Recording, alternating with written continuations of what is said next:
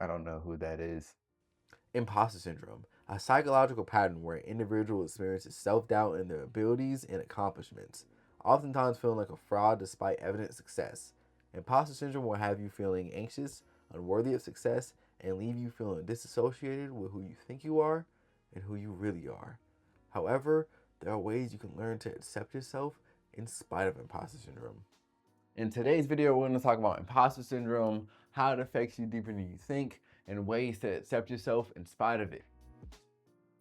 If you don't know who I am, my name is Nas, a psychology graduate whose main goal is to help people live life without constraints, mentally and financially.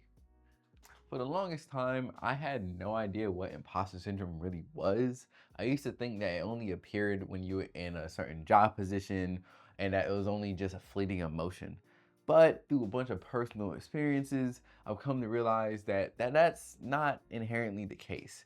It can happen in many different situations, and it can come up in situations that you didn't really expect. Imposter syndrome can show up in a bunch of different places, such as any new job or position that you step into, in any creative or business endeavor. For example, mine, I see it a lot in YouTube, and it can show up in any relationships and even education settings.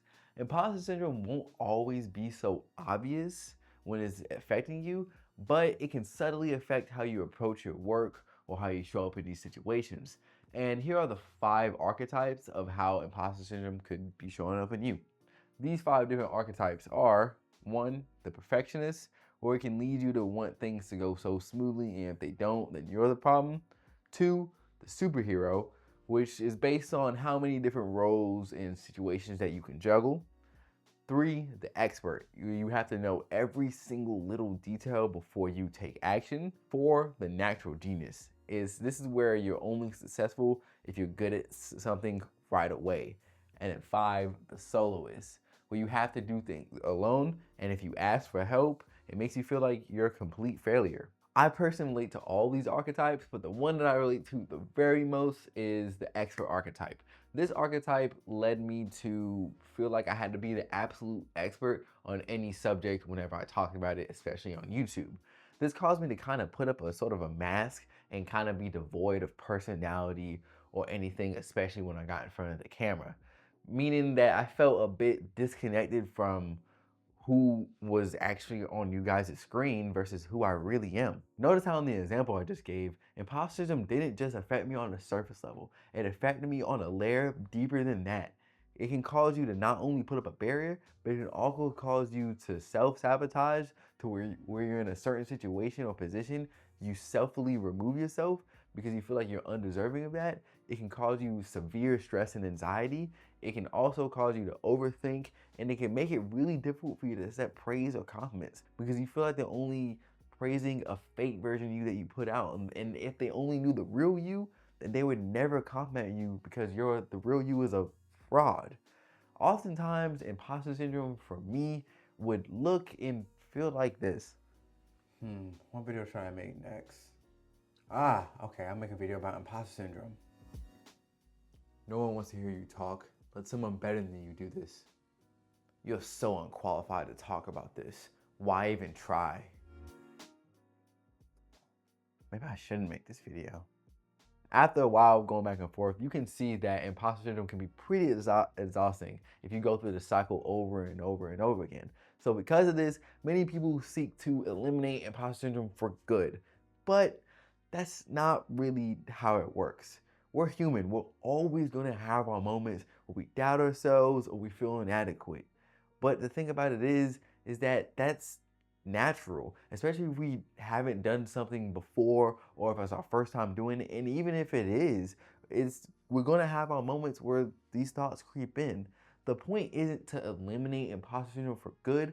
It's to learn how to handle it and learn to accept yourself in spite of these issues and these thoughts. So here are some things that help me accept myself in spite of imposter syndrome. Start by grabbing a piece of paper and pen and writing down these things. 1, identify the lies that you tell about yourself and why you believe them. For example, one of the lies that I tell myself is that no matter how hard I try, nobody's ever gonna watch my videos, nobody's ever gonna care about what I have to say, and I should just stop making videos altogether. The reason why I believe this is because I've seen people on YouTube blow up after literally one video. So, and it's like, okay, then if I can't do it after a short amount of time, then what's the point? Two, right underneath the lies that you tell yourself, write out the truths about yourself and your success and why you actually deserve these things. We are constantly telling ourselves these lies so much that it gets very easy for us to believe them at some point. But once we actually take a step back and evaluate what's really true and why we deserve the good things that happen to us, it's you'll realize that these lies are just that, just lies that we made up or that somebody else tried to place upon us. For example, underneath my section, I put that I'm very deserving of having the opportunity to make these videos and continue to speak life into people. When I am out here talking to people in real life and sometimes even online, people actually take value in what I have to say. People listen.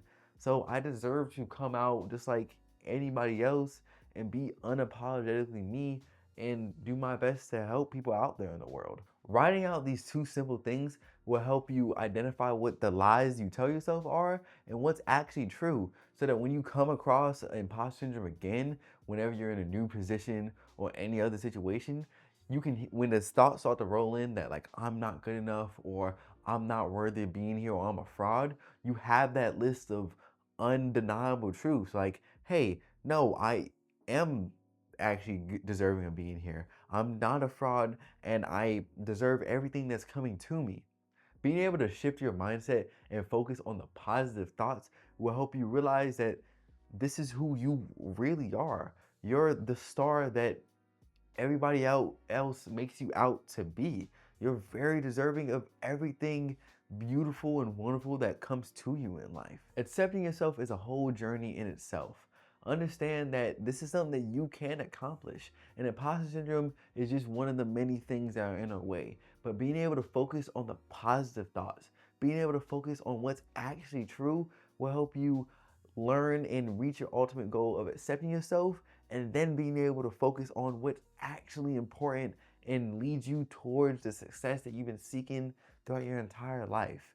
If you feel like you gained value from this video, click the video on your screen now, and I will see you guys in the next video.